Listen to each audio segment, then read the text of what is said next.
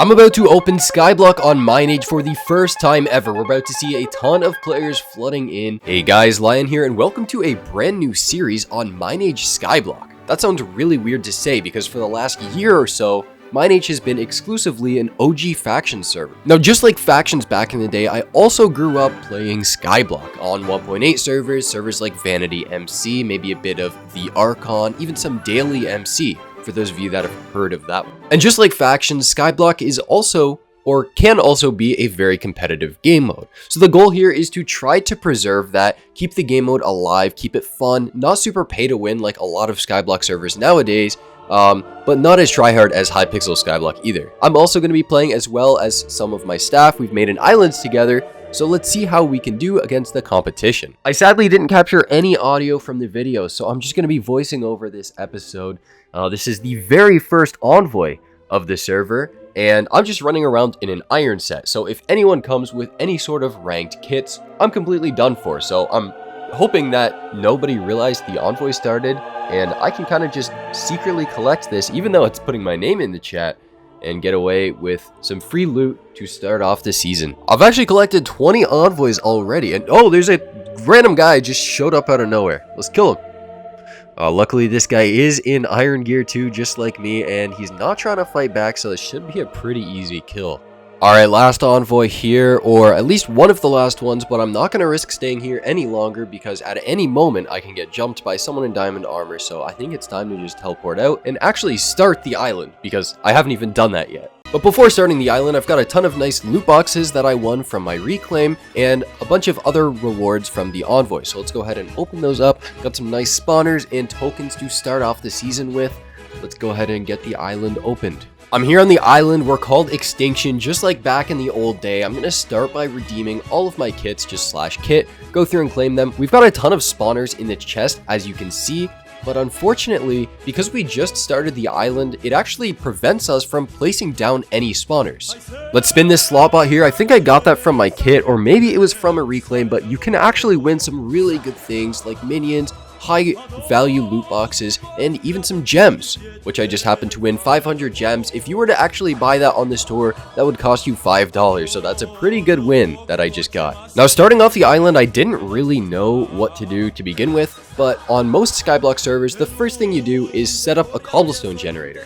Now, because I'm not a peasant, I'm not going to be mining the cobblestone by myself. We have minions, so set up a quick little cobblestone generator, get this minion down to see if it makes any money or if it's kind of just there.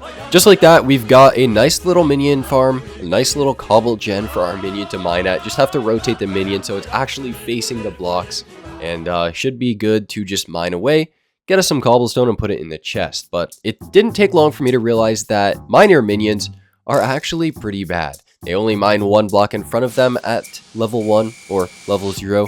And they really don't make you much money, even if you do max out your island ore generator. Now, if I go into the island upgrade menu, you can see that is very expensive. It's definitely going to take us some time to save up and get some of the upgrades that we're eventually really going to need. So to start that, we're going to start needing to get money and experience. Now, there are two main ways that you can do that when starting off on Skyblock. Now, before I do any of that, we're going to need to have some chests laid out. We don't want all of our stuff getting in a whole mess because that's what happened during the beta.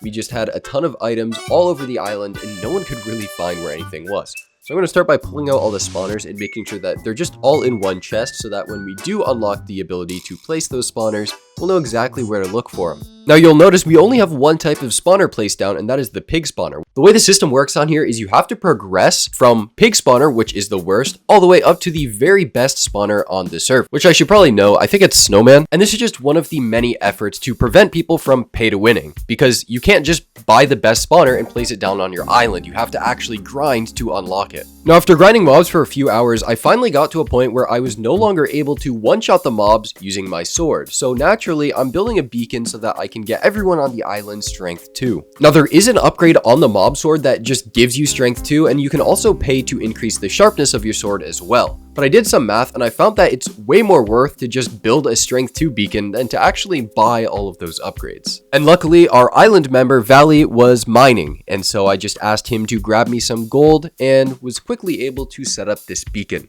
I'll go ahead and activate the strength 2 enchant with only one iron ingot, and as you can see, it's just popped up on the side.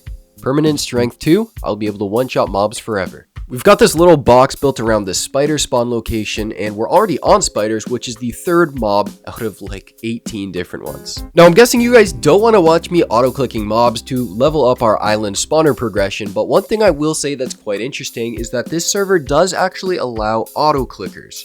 So I was able to just level it up on the side while doing work, while talking to people on Discord. And because you need to kill like millions of mobs in total just to progress your island, I'm definitely glad that this is a change we had. These are the Slayer minions. So just like at the start of the video, how I set up that cobblestone mine and set up the miner minion, Slayer minions are pretty much just better all around, and you can actually use them to kill mobs for you to progress your island spawner progression. So you don't have to kill them all by hand.